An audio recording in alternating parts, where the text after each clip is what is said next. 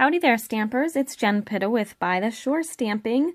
I'm back again today with actually a couple of projects. You're going to get 2 for 1 today, and I'm really excited about them. I think they're some of my favorite from this whole countdown week. So we are in the middle of our fall for holiday countdown, where I'm counting down 12 days of projects featuring product from the new Stampin' Up! Holiday catalog. Today, we're going to be working with the Merry Little Labels stamp set again, which I used this on a project a couple of days ago on a card. But I'm using that again. I'm also using the stitched shape framelits from the annual catalog. So it's got the ovals, the circles, and squares, and it gives you that stitched look. So when you cut them out, it has the stitching all around the edges. So this is a really fun one, and I just think it lends itself to Christmas very well. And so we're going to actually do our first Christmas themed project of the countdown. I am also using the 2 paper packs from the Merry Little Christmas Mega Suite. So this stamp set is from that suite, as well as this paper and this paper. So this bottom one, and these are just a couple of the pieces. This bottom one has green and white and black on one side, and then black and white on all the others. And there's 6 different designs, and you get 2 each of those designs. I just grabbed a couple of them. And then this is the thinner weight, so it's much thinner specialty paper, and it's music. So it's got some wording too, but it has music as a theme throughout the whole thing.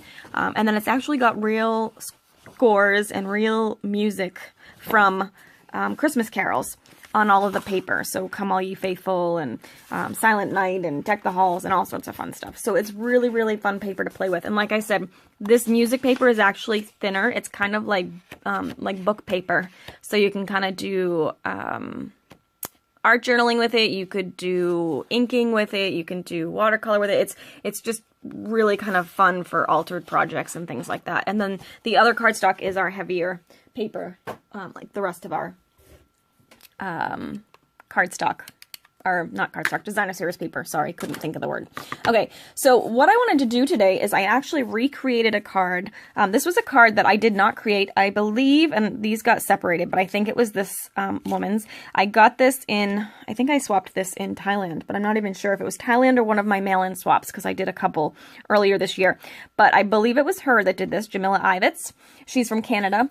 And she had this card idea, and I just loved it, and I copied it exactly for our card class a couple of months ago. And you'll see it opens. It's kind of got a unique open. So it's kind of different and really cute. And so it was such a big popular card at the card class that I thought I would recreate it again, and this time using holiday product. So here it is. So here's the card. I got a little bit of Papa Red. Again, I'm using that stamp set and the paper. And then when you open it, you've got the Eat, Drink, and Be Merry. And because of that, when you open it and it has that, it just automatically rang true to me that, oh my gosh, this would be a great little card to give with a Hostess gift. So when I thought of that, I thought, okay, well, let's create a little companion item. So then I have this cute little, oh, come here, this little wine bottle tag. So you would hang this on top of the wine bottle, and then you could give the card and the little tag with the wine bottle to a hostess. So obviously this is kind of stepped up projects. You probably would not want to make a dozen or more of these because they are pretty involved, mostly just layering. So it's not really too hard, but I will show you one part that's a little bit trickier. So it's kind of a special gift, but it's super fun, and I would be very excited if somebody gave me this with some wine. Perfect. Okay. So what I wanted to do is I want to show you how to cut this card, and then we're going to assemble it, and I'll also show you how to do the different colors on the stamp, because some of you may be familiar with that, but it may be new for some of you too. So I'm going to grab my Stampin' Trimmer, and I just cut one card base. So for those of you that may not know the basics of this, let me start with that. So you're going to take an 8.5 by 11 sheet of cardstock. And sorry, the camera's a little close today. Let's see if I can pull it up so you can see a little bit better. Problem with that is it gets really crooked sometimes. All right, so I have an 8.5 by 11 sheet of cardstock, and I am going to take it on the long side here, and I'm going to cut it 5.5, which is exactly in half. And I'm, whoops, going to make sure I have my cutting blade and not my scoring blade. Okay, so when you do that, you have one sheet of 8.5 by 11 cardstock, and now you have 2 card bases. These are perfect card bases, no waste whatsoever. So it's great if you're a card maker to work with 8.5 by 11 cardstock. All right, so now I have my card base here.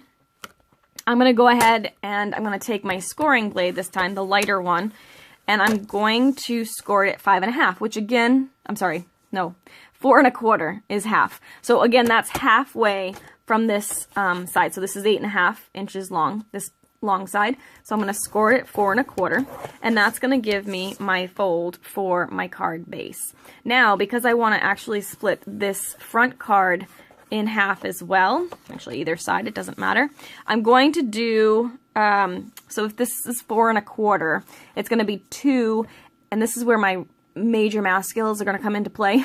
It's 2 and 2 little lines, because I don't really know what the fraction is for that. So it's 2 and 2 of those little itty bitty lines is going to be halfway, and I'm going to go ahead and score that too. Okay, so now this is what your paper will look like. So see, I have score line, and then it's solid. All right, now I'm done with this. And I just find it easiest if you just fold the cardstock in half to make your base first. And then we're going to flip it over, and we're going to turn and fold that outward, like that. Okay? And now you can see where this is coming together, right? So first things first is we're just going to tape this down. And because I want this to stay shut, I'm going to go ahead and use a significant amount of adhesive, more than I normally would. And I'm going to push that closed. Okay? All right. Now, we're going to take, I wanted this pattern because it's my favorite. I don't know why. I just love this leaf pattern. So I just inked the edges with my Crumb Cake ink and my little Stampin' Sponge. And I'm going to go ahead and attach that to this Crumb Cake piece. The Crumb Cake piece is 4 by 5.25, so it's a perfect mat for the card. So I'm going to go ahead, tape that down. And we'll put that here. And then this piece, the leaf one, is 3 3/4 by 5. So just for reference, whenever you want that little square edge, you're going to take off 1/4 inch around all of the sides. So I just went from 4 to 3 3/4, and then the length went from 5 1/4 to 5. All right, so I'm going to go ahead and tape that down.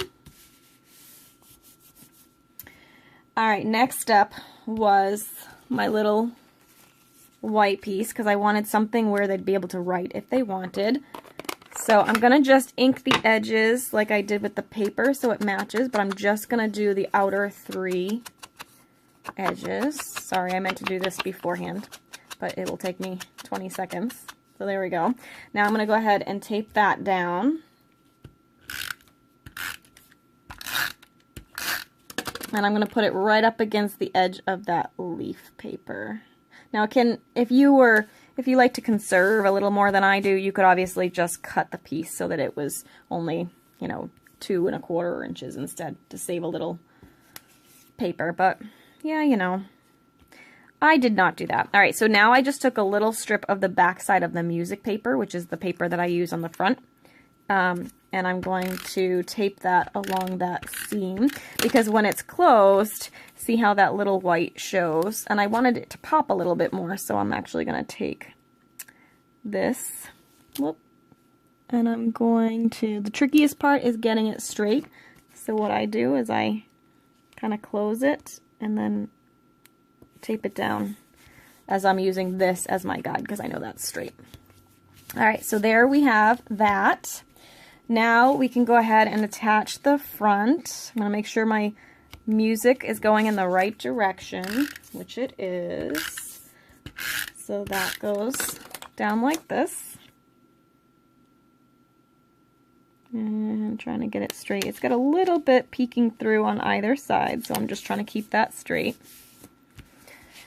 All right, and then I wanted just a little pop of color. Plus, when this is closed, it doesn't kind of pop off the page very much, so I wanted to just stick a little tiny bit of red through there. And I found the easiest way to tape that down is to actually put the tape along the edge of this. And then you can put your red cardstock down. I only wanted a sliver of it showing, making sure it's straight, and then I'm just going to press down, and now it will be attached to that back side. Okay? All right, so I cut out the large oval with the stitching, and I already stamped and cut out a smaller oval and inked it with the stitching. And I'm going to use some dimensionals to adhere that, so I'll put a couple of dimensionals on the back of this white one. However, I also wanted to add a little bit of texture to this, so I grabbed this is my favorite ribbon. We have the white with silver, and there's also, I think it's either white with gold, or it might be even vanilla with gold, I'm not sure. But there's gold and silver options. So I'm going to take a couple of pieces of this, and they don't need to be really long. I'm just going to take a couple pieces, and I'm going to go ahead and I'm going to actually have one that's a little too long probably, so let me just trim that off just so it doesn't show on the top. I'm going to go ahead and I don't even need to tape it down actually. Get it off of this so it sits straight. I'm going to tape this on top of it. You could tape it down if you wanted, but this should hold it in place without me having to even tape it. So I can be super lazy. Because that's the kind of stamper I am. Alright, do that. Put this down on top, centered if possible. Okay, and then when I attach this to the front, I did pop this side off, but I don't want to adhere anything on this side because then it will stick and stay shut. So I'm just going to put my dimensionals off to the side here. So we'll put 4. I'm going to put this one in pretty close. Okay, take those off and this one off. And then I can go ahead and attach this. So there's that. Okay. Now I wanted to put something in here. So what I did is I stamped the greeting on a separate piece of paper. Let me close this ink pad so I don't have any issues. And I'm going to use the Eat, Drink, and Be Merry. And as you remember from the original, I did different colors on that. So this is what I did. This is the beauty of having the Stampin' Write markers. So I'm going to take my stamp and I'm going to do this is the basic black Stampin' Write marker. I'm going to use the paintbrush end, so the thicker end versus the thinner end. And I'm going to use the side of this brush, not the tip. I'm going to use the side, and I'm going to just color the Eat and Be and the little decorative thing at the bottom. So there's the Eat. Now I'm going to come in here, and I'm just going to do these 2 little letters in here. Or 2 little words, rather. It's actually 5 little letters. Carefully, so I'm not getting any ink on the other parts, which I just did. I'm just going to wipe that off with my finger. And then the little star here at the bottom. I love what this allows you to do. It just allows you to really pop a greeting by adding different colors to it. And you have a very wide variety of options when you open your ink options to all of the markers you have. Now, you don't want to do this with any type of marker. You want to make sure it's a water-based marker. Otherwise, you're just going to permanently stain your stamp and it won't actually ink right. Alright, and so while I have this here, I'm also going to color these holly leaves green. Okay, and then the last step is to do the red. Oh, and I got black on this piece too, so let me get that off first. Okay. And it doesn't have to be perfect. When it's all stamped, it will look fine. I am being somewhat careful around these edges though. Remember, we're using the side of our marker so that we don't get the fuzzy end. I don't know if it will actually focus. I'm trying to get it to focus. But it's not. But you can kind of see that that marker is a little bit fuzzy from people coloring with the tip. I mean, you can use the tip when you're coloring, but when you're on your block, you just don't want to do that. Okay, I'll do this. Alright, so now because it took me a few minutes to do that, I'm actually going to breathe on this image to re-moisten that ink because it might have dried a little bit. So I literally just breathed on it. And I'm going to stamp that down. And look how fun that is. Right? Okay, so now what I did is I took the same size oval as the big one on the front. So when you see this, so I wanted it to be under here. I could have used the smaller one too, but it cut off just the edges of the Mery, so I decided it would be fine with the larger one. So I'm going to go ahead and take my Big Shot. I'm going to center it on my Big Shot and cut that out. So let me do that for you. Sorry, I should have made an extra one to have that already done through the magic of TV, but I didn't. So give me 2 seconds. All right, so now we have the cutout image, and I'm going to take the Crumb Cake ink and my sponge again, and I'm just gonna do the edges of that quickly. Give it a little bit of a rustic look. And then I'm going to take the card and I'm actually going to position it so it's right underneath the one on top. And this is beautiful because it allows you not to have to write a whole lot because you don't have a whole lot of space. But again, this wouldn't be one I would do for mass amounts of people. I do have plans to show you some simpler cards later in the countdown that would be great for mass producing, but this is probably not one of them. This is for a special person. So there you go. You got your card all set to go. Now, let me show you what I did for the tag. And this is really, really super, super simple. So the green tag here, it measures 3 by 9.5, so 3 inches across and 9.5 inches long. And then the white piece is 2 3/4 by 6 1/4. So this is 2 3/4 by 6 1/4. And I will write all of these measurements in the description of the video below. And then this one is 2.5 by 6. So it's just, again, you're taking 1/4 of an inch off each one. For scoring, when you have this, so like I said, it was 3 across by 9.5. You're going to turn it on the side, and then I scored at 3.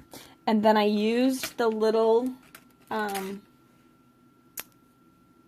framelets here to cut out my circle. Okay, and that's going to allow it to hang on the front of a wine bottle. And then this is really just assembling. I'm not even really sure that I need to do the rest of this because you kind of know how to do this. It's just taping. All right, so there's that. Then I added the matching paper to the card. So this is the same music paper that I used on the card. Okay, and then I wanted to make sure we had that same pop of red that we had before. So I added a little strip of red here. And that goes just across the white. Like that. All right, then I have my pre-cut framelit here, and I'm going to take a couple of pieces of this ribbon again, and I'm going to position that down here. And again, I shouldn't need to tape it, but I am going to angle these a little bit more. Whoop, I missed. There we go. Okay, I have that. Now we'll put some dimensionals on the back of my white one.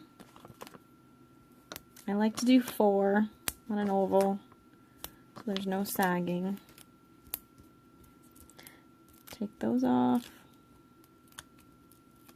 Make sure this is positioned the way I want it.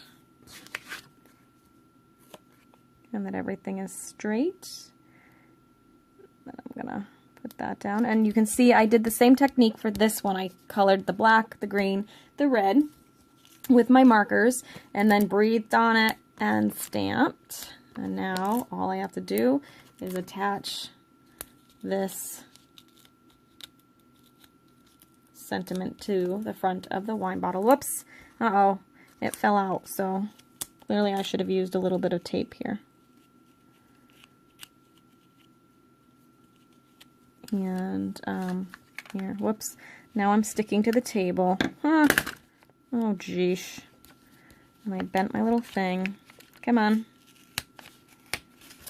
Luckily, if you grab the dimensionals, whoops, relatively quickly, they usually pop off fairly easily, but I missed one. I may have to replace that one. We'll see. All right. And then this goes on here like this.